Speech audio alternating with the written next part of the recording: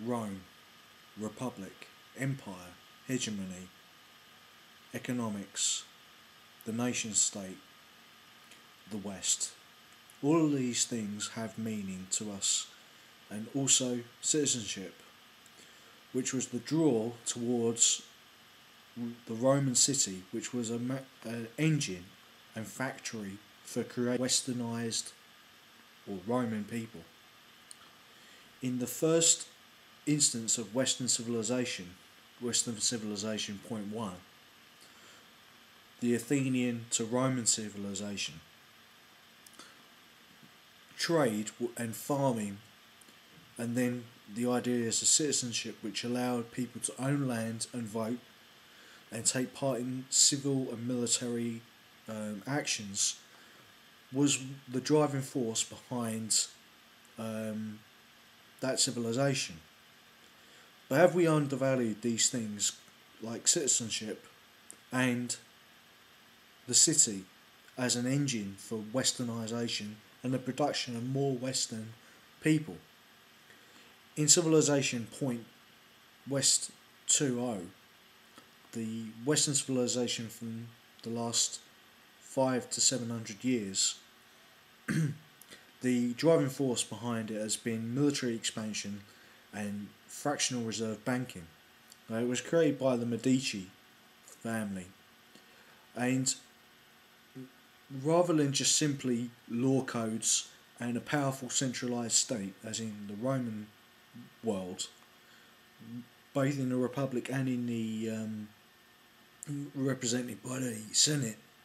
and in the Empire represented by a constitutional emperor who had power over the Senate. In the informal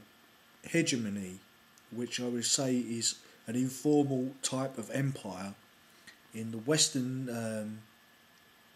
world 0.20, since the Renaissance, which was built on the foundations of the expansion of the Nordic and Celtic peoples into the Roman Empire, the destruction of the Roman Empire, and then the rebuilding of various kingdoms and nations and republics, built on a concept of an ethnographic concept that became the nation state. But while kings and feudalism had their reign, the nation state was quite a weak idea. City-states arose, and then people began to re-establish democracy as city-state republics. So the actual power of companies and of crime families such as the Medici was very important. And from this point on, corporations and guilds, because of course, although Freemasonry today is a criminal organisation, it started off within the guild system of Masons who were free of feudal lords. Also, the ideas of Zionism and Christianity all had their root from and Freemasonry all had their root from the Middle East. So the Middle East and the West had varying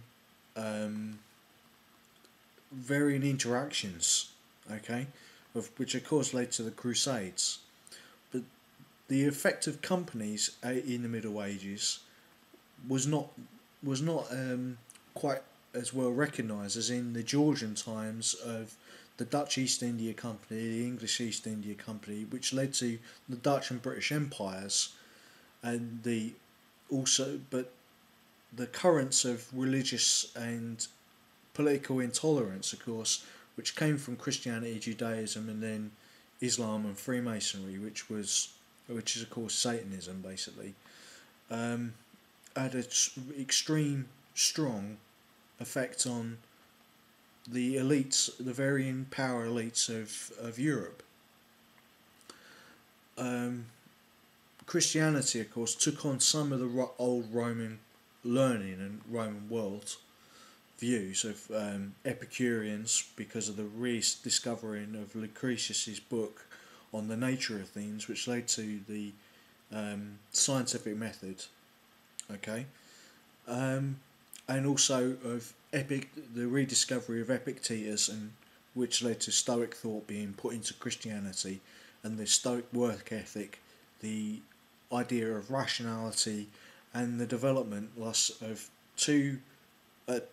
once opposing ideas, Epicureanism and Stoicism, into a scientific method. The arrival of the printing press, in terms of technology, which this allowed, led on to a scientific and agricultural revolution. Now let's skip forward, because these technologies, of course, led to the ability of nation states to arise, to throw off the shackles of the city states, and then to become ethnic entity with its own political and economic models. These varying different forms were still under the influence of the Roman Empire in many ways, because of the legacy of the Roman Empire. You can see this in Napoleon, and also Adolf Hitler was haunted by the idea of starvation in Germany, both because of the wars of the Reformation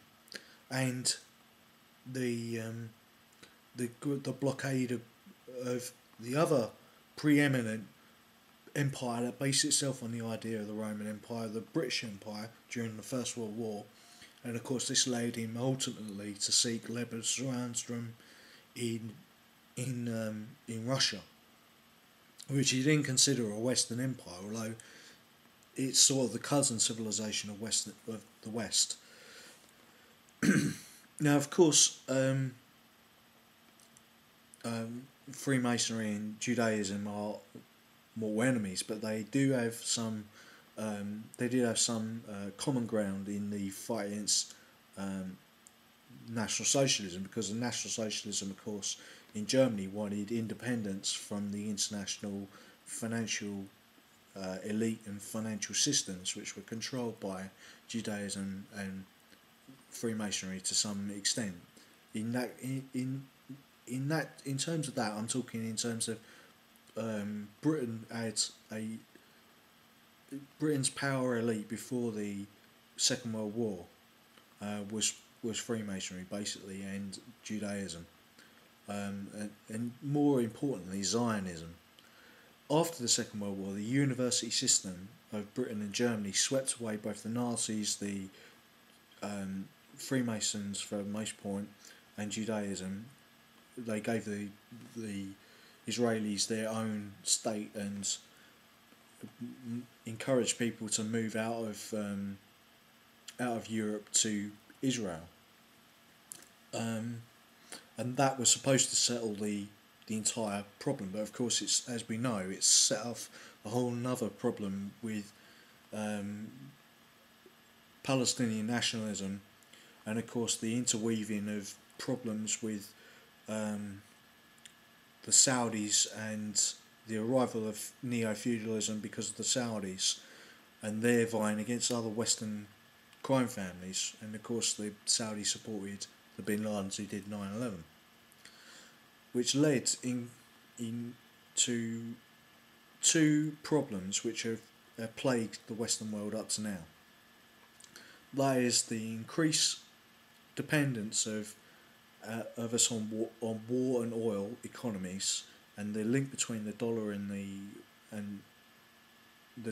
oil, and also the parasitic nature of banking, of the banking culture, rather than, I'd say, banking crime families. It's not exactly the same thing, you know, which has led in turn to a formalisation of various crime families into what has become known as the New World Order on one side, and vying against the university system which was created by the British conquest of Europe after the Second World War,